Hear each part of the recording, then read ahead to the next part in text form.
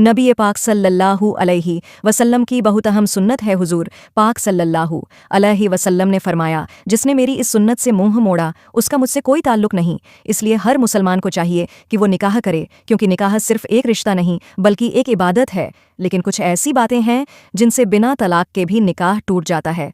पहली बात, अगर मियाँ या बीवी में से किसी की मौत हो जाए तो उनका निकाह अपने आप ख़त्म हो जाता है। दूसरी बात, अगर मियाँ बीवी में से कोई एक इस्लाम छोड़ दे या दीन से खारिज हो जाए तो शरीयत के मुताबिक बगैर तलाक के ही निकाह ख़त्म हो जाता है। तीसरी बात, जब औरत अपने शौहर से खुला लेती है और अगर शौहर तलाक नहीं देता तो वो औरत कागाजी के जरिए तलाक हासिल कर सकती है और उस सूरत में भी निकाह टूट जाता है। चौथी बात, अगर शौहर और बीवी का निकाह हुआ हो, दोनों साथ रह रहे हों और बाद में पता चले कि वो एक दूसरे के रिझाई भाई बहन हैं, तो इस सूरत में भी निकाह ख़त्म हो जाता है।